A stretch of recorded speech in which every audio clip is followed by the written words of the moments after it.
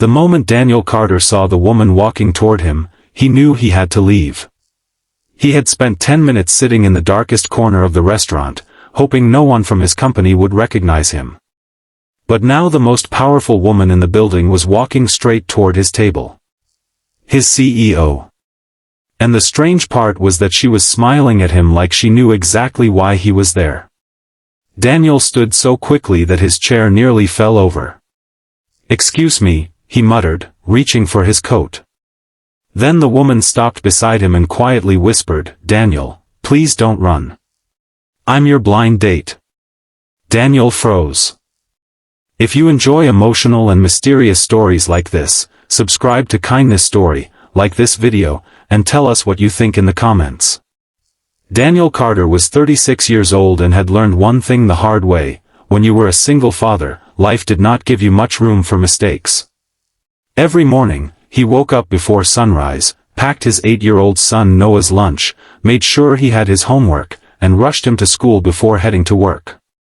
Daniel worked as a senior project manager at a large technology company in Chicago.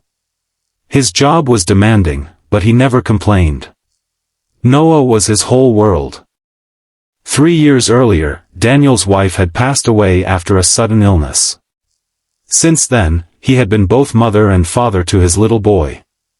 He had stopped dating completely. Not because he had stopped believing in love. He simply believed Noah needed him more. But one Thursday morning, Daniel's sister, Emma, called him.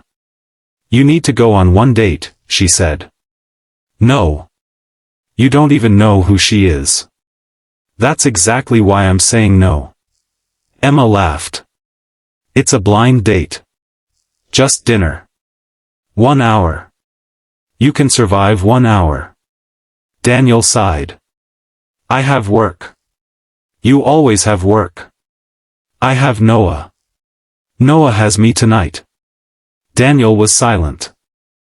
Emma knew exactly where his weakness was. "Daniel," she said softly, "you've spent 3 years taking care of everyone except yourself." Those words stayed with him all day. That evening, Daniel reluctantly went to the restaurant. He arrived early, chose a quiet table, and checked his phone. No message. 5 minutes passed. Then 10. Then he noticed something strange. Across the restaurant, a man in a dark suit was speaking quietly on the phone. Daniel recognized him. He was one of the company's senior executives. Why was he here? Before Daniel could think about it, his phone buzzed. A text from an unknown number appeared. "I'm almost there. Please don't leave." Daniel stared at the message. Who had sent it? He typed, "Who is this?" No answer. Then another message arrived. "Trust me." Daniel's stomach tightened. He looked around the restaurant. Everything suddenly felt wrong. A few minutes later, a woman entered. She wore a simple dark blue dress and carried a small purse. Daniel looked up. His heart stopped. It was Victoria Bennett, his CEO. Victoria was known throughout the company as strict, intelligent, and almost impossible to read. Daniel immediately looked away. "No," he whispered. His phone buzzed again. "Please don't leave." Daniel looked at Victoria. Then at his phone. Then back at Victoria. His mind raced. Had someone at work arranged this? Was this some kind of joke? Or was Victoria secretly investigating him? Daniel grabbed his coat.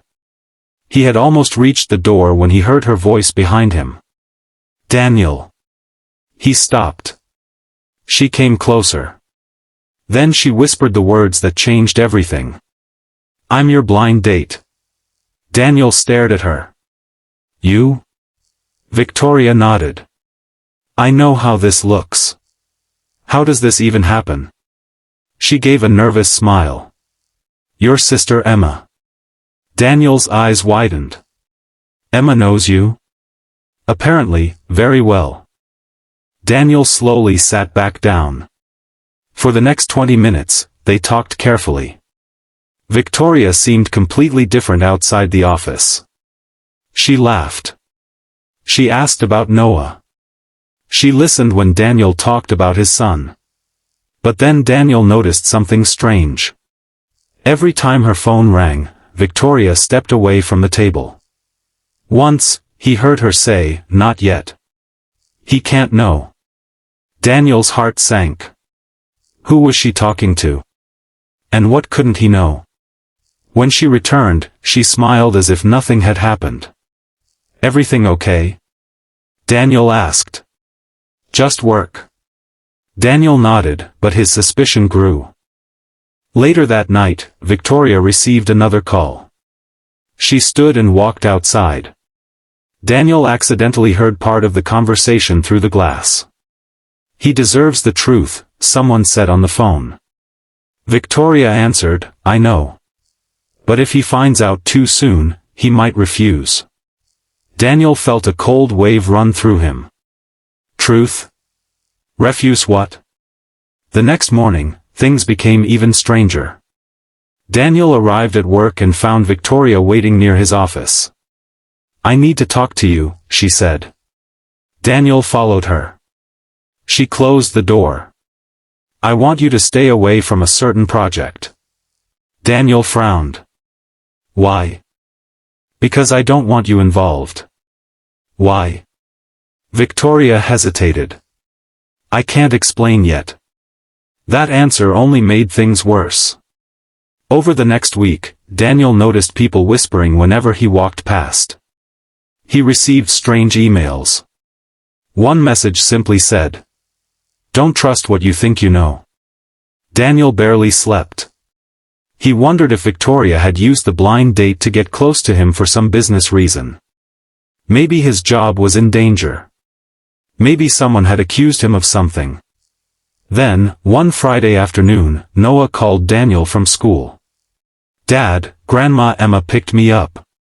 Daniel relaxed. Then Noah added, "She said we're going somewhere special."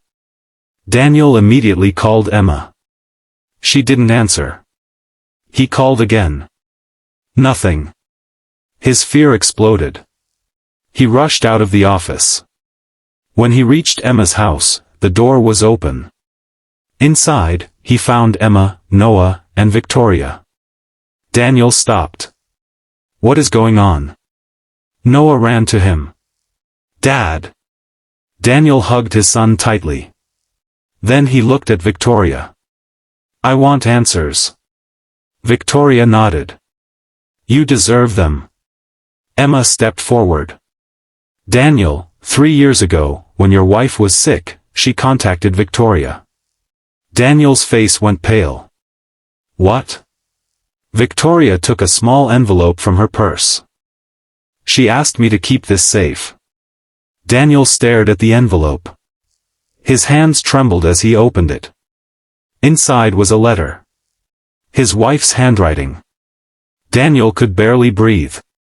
The letter said that she knew she might not have much time left, and she was worried Daniel would spend the rest of his life alone. She had met Victoria through a charity project and had asked her for one favor. "Please look after Daniel and Noah," the letter said. "Not because they need money. They need someone who will remind Daniel that his life is still allowed to have happiness." Daniel's eyes filled with tears. Victoria continued. "Your wife also knew I would never approach you directly. So Emma helped me arrange the blind date." Daniel looked at her. "And the phone calls?" Victoria smiled sadly. "I was talking to your wife's old doctor and the charity director. We were trying to arrange something special for Noah." She handed Daniel another envelope. Inside was a scholarship certificate for Noah and a letter confirming that a family foundation had been created in his mother's name. Daniel covered his face. All those days of suspicion. All those whispers. All those strange phone calls. He had believed everyone was hiding something terrible. But they had been hiding something beautiful. Victoria stepped closer. "I didn't want your first impression of me to be your CEO," she said softly. I wanted you to meet me as a woman who simply wanted to know you. Daniel looked at Noah. His son was smiling. For the first time in years, Daniel allowed himself to smile too. He realized that sometimes fear fills in the blanks with the worst possible story. Sometimes a secret is not hiding betrayal. Sometimes it is hiding kindness. And sometimes the person you are trying hardest to escape is the person life has placed in your path for a reason. Daniel never forgot that night. Because he went to the restaurant expecting a blind date with a stranger. Instead, he found someone who had quietly been protecting a promise made by the woman he had loved and lost. And perhaps the greatest lesson was this. Love does not always arrive loudly. Sometimes it waits patiently. Sometimes it comes disguised as a mystery. And sometimes, when we are brave enough to stop running, we discover that the truth was never something to fear.